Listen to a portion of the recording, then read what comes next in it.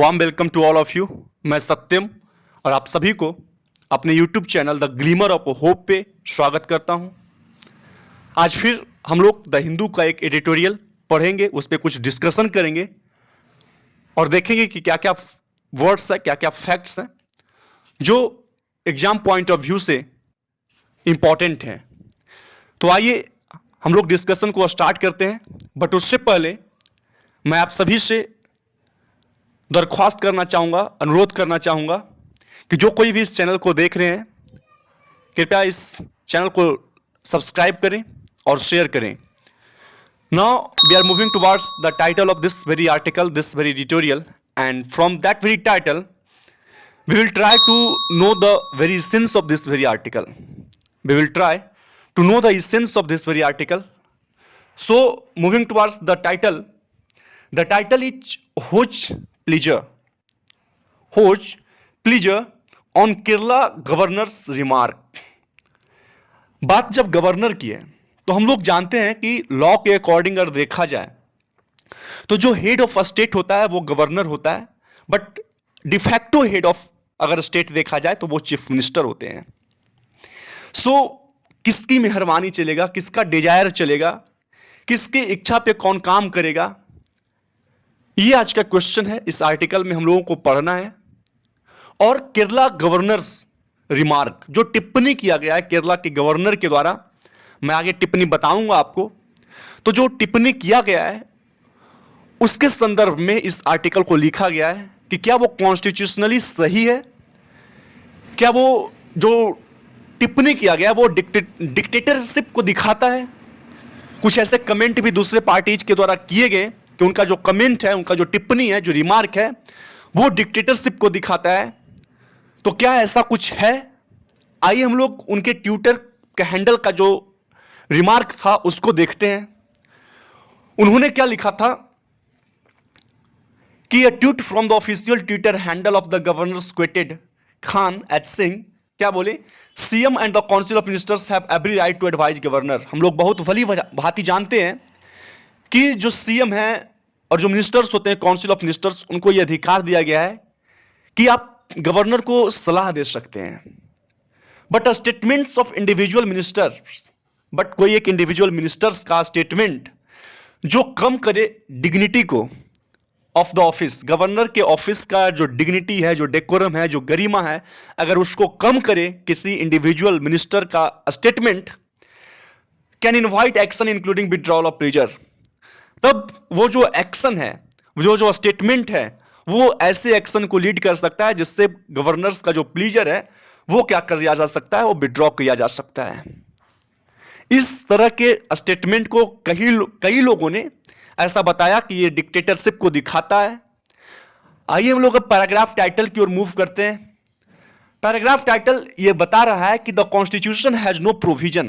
Constitution में कोई ऐसा प्रोविजन नहीं है, कोई ऐसा प्रावधान नहीं है फॉर ए गवर्नर के लिए, एक गवर्नर के लिए टू सैक मिनिस्टर्स, कि वो मिनिस्टर्स को बर्खास्त करे, वो मिनिस्टर्स को डिसमिस करे। संविधान में कोई ऐसा प्रोविजन नहीं है, प्रावधान नहीं है।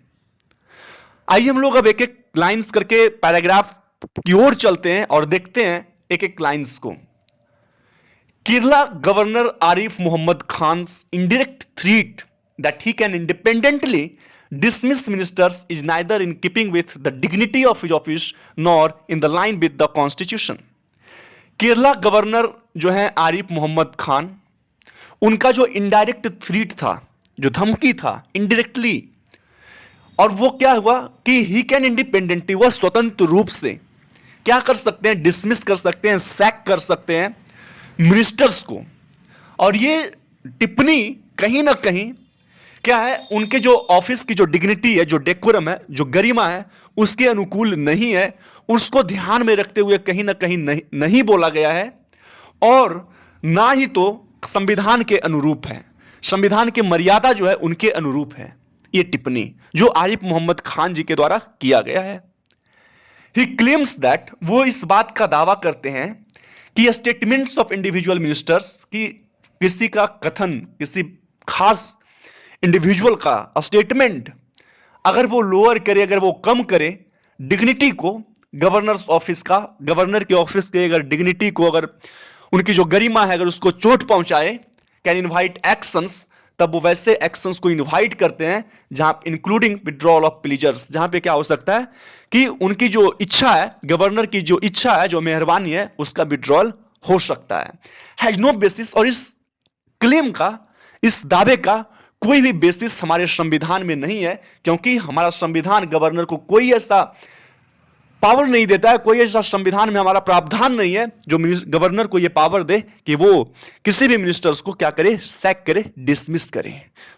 इसका कोई संविधान के अनुरूप में बेसिस नहीं है।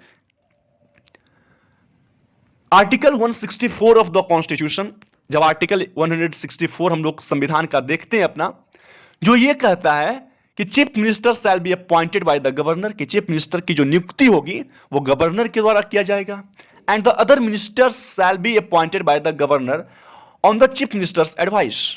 और उसमें यह भी लिखा हुआ है कि और जो काउंसिल ऑफ मिनिस्टर्स होंगे और जो मिनिस्टर्स होंगे उनका जो नियुक्ति होगा गवर्नर के द्वारा ही होगा, but on the advice of chief minister, chief minister के सलाह पर होगा। उसमें यह भी ऐड किया गया है कि that the ministers shall hold office during the pleaser of the governor, जो मिनिस्टर्स हैं वो अपने ऑफिस को होल्ड करेंगे on the pleaser of governor, governor की इच्छा पे, गवर्नर की मेहरबानी पे। देयर हैव बीन इंस्टांसेस, बहुत सारे ऐसे एग्जांपल्स हैं of governors dismissing chief ministers, जहां पे गवर्नर्स, जो गवर्नर हैं वो चीफ मिनिस्टर को डिसमिस करते हैं, बट लेकिन those were related to constitutional situations, लेकिन वो सभी इंस्टांसेस, वो सभी एग्जांपल्स संवैधानिक स्थिति से रिलेटेड होता है। और संवैधानिक स्थिति मतलब क्या, कि जिसमें लेजिस्लेटिव मेजोरिटी, जो विधायिका का जो बहुमत होता है, विधायिका का, वो क्या होता है, of incumbent ministry, incumbent means जो करेंट मिनिस्ट्री है वो संदेह के घेरे में होता है। तो वैसे इंस्टांसेस में, वैसे एग्जांपल्स में, मींस ऐसा एग्जांपल्स है उस स्थिति में जहां पे गवर्नर जो है चीफ मिनिस्टर्स को डिसमिस करते हैं। आइए हम लोग नेक्स्ट पैराग्राफ की ओर मूव करते हैं।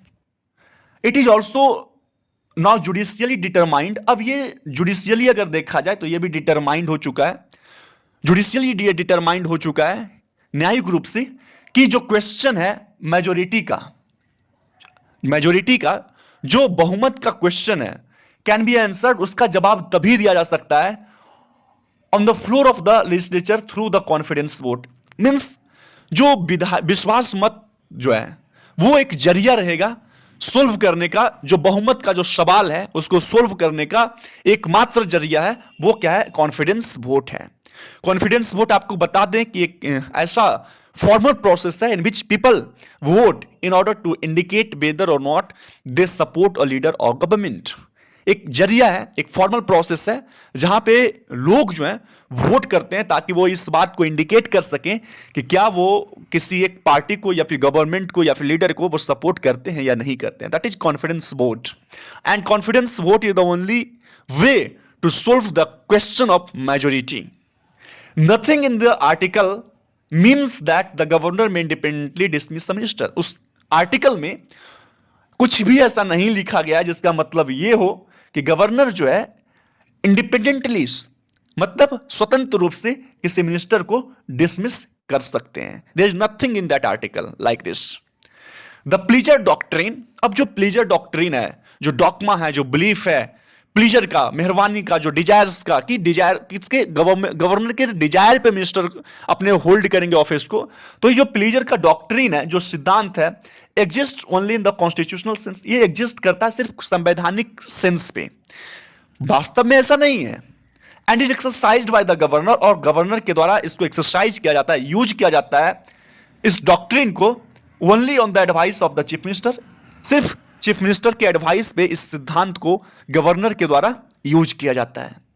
इन अदर वर्ड्स, अगर दूसरे शब्दों में बोला जाए, the term pleasure of the governor, जो टर्म है कि pleasure of the governor, it's used as a euphemism, इसको कहीं ना कहीं यूफेमिज्म के तौर पे, सरकमलोकेशन के तौर पे यूज किया गया है to refer the chief minister's power. किस लिए, ताकि वो रेफर किया जा सके चीफ मिनिस्टर के पावर को, to drop minister from the council of ministers. मतलब क्या हुआ कि हम लोगों को क्या पता है कि जो प्लीजर ऑफ गवर्नर, इसका मतलब क्या हुआ कि जो काउंसिल ऑफ मिनिस्टर्स हैं या फिर जो चीफ मिनिस्टर है वो अपने होल्ड करेंगे ऑफिस को on the pleaser of the governor, means governor की इच्छा पे, गवर्नर की मेहरबानी पे। बट ये कॉन्स्टिट्यूशनल सेंस में ही सही लगता है। अगर वास्तव में देखा जाए तो ये जो प्लीजर ऑफ गवर्नर का जो शब्द है, इसको कहीं ना कहीं घुमा फिराकर सर्कमलोकेशन की तरह यूज किया गया है, और इस बात को रेफर करने के लिए, किस बात को, कि ये जो पावर को दिखाने के लिए, चीफ मिनिस्टर का जो पावर है, और पावर किसको, कि वो किसी भी काउंसिल ऑफ मिनिस्टर्स में जो मिनिस्टर्स हैं उनको ड्रॉप कर सकते हैं। This is the power of chief minister, not the governor. इस बात को दिखाने के लिए, घुमा फिरा कर बात करने के लिए, इसको एक यूफेमिज्म की तरह यूज किया गया है।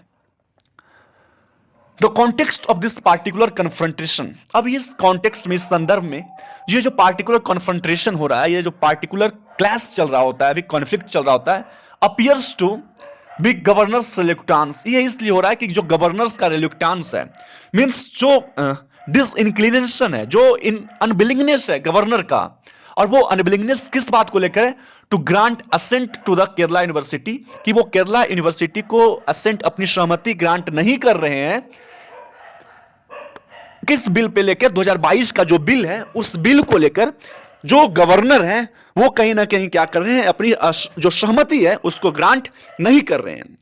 हायर एजुकेशन मिनिस्टर आर बिंदु remark that governors should return the bill for reconsideration instead of withholding its approval indefinitely by a possible trigger for its comment।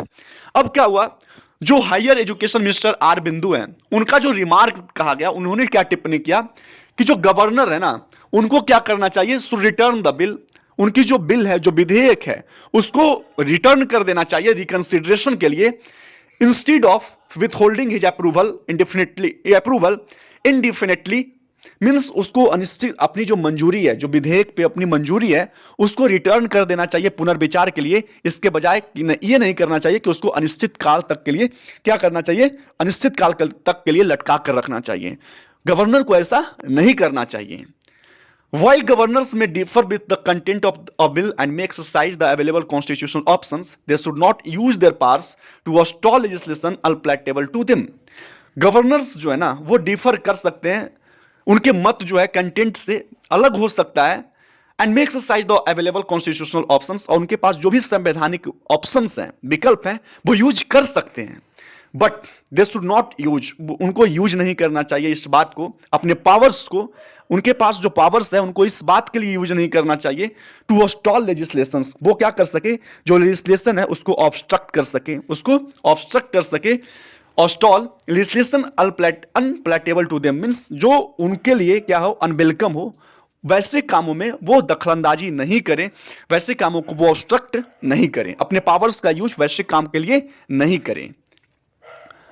So in the realm of university laws, अगर university law के जो realm है, जो दायरा है, अगर उसको देखा जाए, तो जो गवर्नर बीइंग चांसलर, गवर्नर क्या होते हैं, चांसलर के तौर पे होते हैं ऑफ मोस्ट यूनिवर्सिटी, ज्यादातर यूनिवर्सिटीज में। द स्कोप ऑफ फ्रिक्शन, ये जो फ्रिक्शन, ये जो कॉन्फ्लिक्ट का स्कोप है, इज क्वाइट हाई, इसमें कहीं ज्यादा होता है। एक गवर्नर किसी यूनिवर्सिटी का अगर चांसलर हो, तो इस स्थिति में जो फ्रिक्शन का चांसेस है वो कहीं ना कहीं ज्यादा होता है। इट शुड बी रिमेंबर्ड, और इस बात को याद रखना चाहिए कि the office of chancellor is created by the statute, कि जो ऑफिस होता है चांसलर का, वो किसके द्वारा क्रिएट किया जाता है, तो स्टैट्यूट के द्वारा, लॉ के द्वारा क्रिएट किया जाता है। दैट इस्टैब्लिशेस, जो इस बात, जो गठन करता है ये यूनिवर्सिटी, जो यूनिवर्सिटी को इस्टैब्लिश करता है।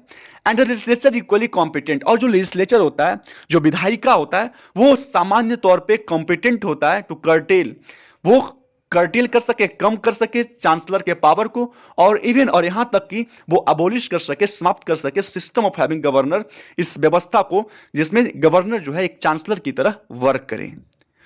इवन द एमएम पंछी कमीशन, यहां तक कि एक एमएम पंछी कमीशन था जो रिव्यू करता है, जो असेस करता है सेंटर स्टेट रिलेशंस को, और वो इस बात को रिकमेंड करते हैं कि governor should not be burdened with the rule of chancellor. जो गवर्नर है उनको चांसलर के पद से, उनको चांसलर का जो पद है उसके बोझ तले नहीं दबाना चाहिए, उसको उन पे इस पद का बोझ नहीं देना चाहिए। और ये रिकमेंड किया गया था एमएम पंछी का जो कमीशन था, उनके द्वारा ऐसा रिकमेंड किया गया था, जब वो सेंटर और स्टेट का रिलेशन को असेस करते हैं, रिव्यू करते हैं, तब इस बात को उनके द्वारा कहा गया था। अब ये टाइम जो है ये बहुत ही रेलिवेंट टाइम है, बहुत ही प्रोसेस टाइम है टू इंप्लीमेंट दिस प्रिंसिपल। जो प्रिंसिपल, जो डॉक्ट्रिन उनके द्वारा बताया गया, उस डॉक्ट्रिन को इंप्लीमेंट करने का, इन्फोर्स करने का ये बहुत ही अच्छा समय है। Governors seem to have exaggerated notion of their own roles under the constitution. Governors जो हैं, ऐसा प्रतीत होता है कि उनके पास क्या है ना, कि अपने ही रोल, अपनी जो भूमिका है उसी को लेकर कहीं ना कहीं एग्जैगरेटेड नोशन है, मीन्स बहुत ही ओवर स्टेटेड धारणा है उनके मन में। They are expected to defend the constitution. उनसे ये अपेक्षा किया जाता है कि वो कॉन्स्टिट्यूशन को, संविधान को डिफेंड करे, उनकी रक्षा करे, उनकी गरिमा को बचाएं। संविधान की जो गरिमा है, जो डेकोरम है, जो मर्यादा है, उसको डिफेंड करें। And may use their powers, और अपनी पावर्स को यूज करें टू कॉशन इलेक्टेड रिजाइम्स, जो भी अभी सत्ता में रिजाइम है उसको सावधान करने के लिए, against violating the constitution, means violation नहीं हो संविधान का। इसलिए but this does not mean that, लेकिन ये जो पावर है उनका, इसका मतलब ये नहीं है कि they can use the absence of time frame for decision, कि वो निर्णय लेने की जो समय सीमा है उसकी जो अनुपस्थिति है, और क्या है, डिसीजन मेकिंग का, और जो डिस्क्रिशनरी स्पेस दिया गया है उनको, जो विवेकाधीन, विवेक के आधार पे जो स्पेस दिया गया है, जो जगह दिया गया है उनको जो काम करने का, to function as a parallel power centre.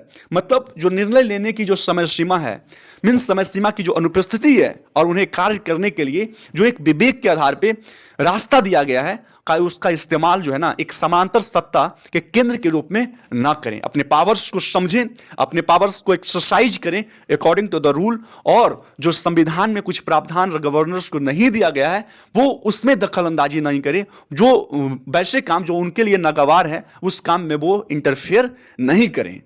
So this is the very end of this article, और आशा करते हैं कि आपको ये आर्टिकल समझ में आया होगा। There is nothing very tough in this article. So फिर हम लोग कल मिलते हैं, बट एक बार फिर I would like to request you all, please like and subscribe this channel if you are new to this one, because it will ultimately boost my confidence to do something better for you, to provide you all the quality material in a very simple language, in a very simple word. And thank you, have a nice day. फिर हम लोग कल मिलते हैं. Take care all of you and bye bye.